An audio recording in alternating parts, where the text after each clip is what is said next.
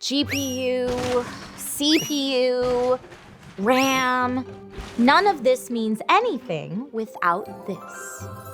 And once you have the power, it's a delicate balance between enough power but not too much heat. So we gotta keep it cool. This episode continues on the quest to build your own PC, and today we'll discuss how to choose the power and cooling that's right for you. This is DIY in 5.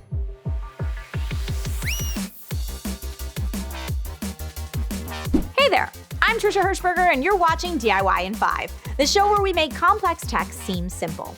This episode is part of our Build Your Own PC series, and today we'll be focusing on power and cooling options. To see the other videos in the series, be sure to subscribe to the channel and check out all our other tech breakdowns. The PSU, or power supply unit, is an often overlooked part of any build, but honestly, without one, your system really is nothing. Having enough power to your components is critical for a stable and long-lasting build. Some cases come with a PSU already mounted inside, and while that definitely makes the overall build a bit easier, it can also limit your options. When selecting a new PSU, one of the most commonly asked questions is, how many watts is enough? As is often the case in the world of PC hardware, the answer varies widely depending on the unique needs of your system.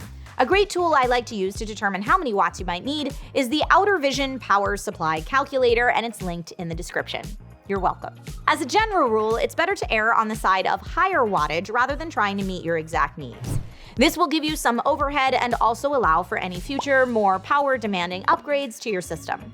After determining the amount of power, then you need to determine if you want a modular or semi-modular PSU.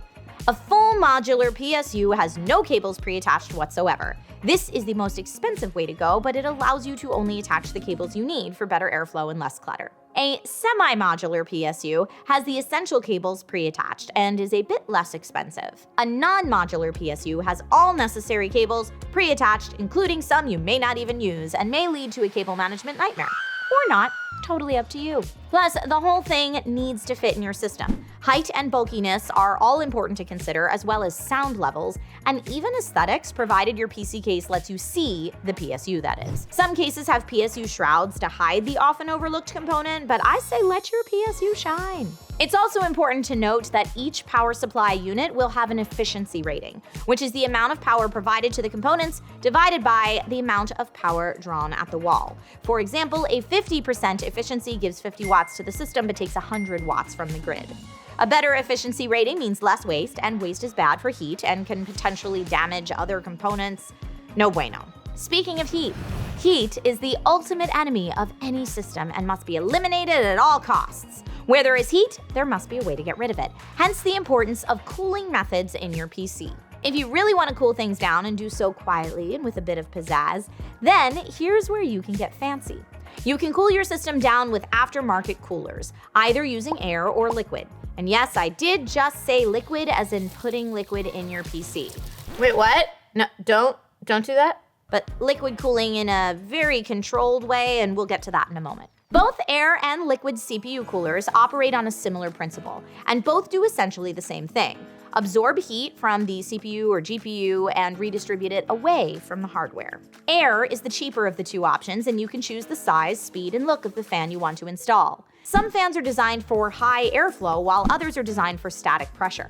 High airflow fans are great for cases, moving the air from front to back and bottom to top, while static pressure fans are great at pushing air in a stronger way toward a specific component, or for a case that has small vents or something blocking the airflow. More fans generally equal more cooling, but also more noise. Whether it's for funky aesthetics, less noise, or the incredible cooling results achieved, you may be considering liquid cooling. Liquid cooling is more effective than air cooling. It's super quiet, and it makes your whole system look like a science experiment in a good way. People used to home-make systems using things found around the house like aquarium pumps to get these types of results, but I'm happy to say that it's a bit more standardized now. You can either purchase the parts needed individually, water blocks, pump, radiator and fan, water reservoir, or you can purchase a starter kit or even an all-in-one system to make things a bit easier for your first time. If you're up for the challenge, liquid cooling can be a ton of fun. All right, if you've been following the series, we've now covered all the major components required to build your very own PC.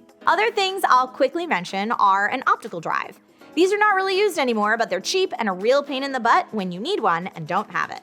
If your motherboard doesn't offer Bluetooth or wireless functionality, you can get a wireless card or Bluetooth USB adapter. You may also consider a sound card when on-motherboard audio isn't enough. And of course, peripherals, your command center to navigate your system, keyboard, mouse, and monitor at minimum. And operating system. You should probably decide how you want to interface with your system and purchase the appropriate OS for your needs. Okay, that about does it. Please, please, please let us know in the comments how your build is going and if you have any questions. I'm excited for you and I can't wait to see what you come up with. Building your own PC is not only grade A bragging rights, it's also the best way to get the ultimate performance bang for your buck. If this video helped you out in any way, please give it a like and a share. My name's Trisha Hirschberger and I will see you back here soon with more DIY in 5.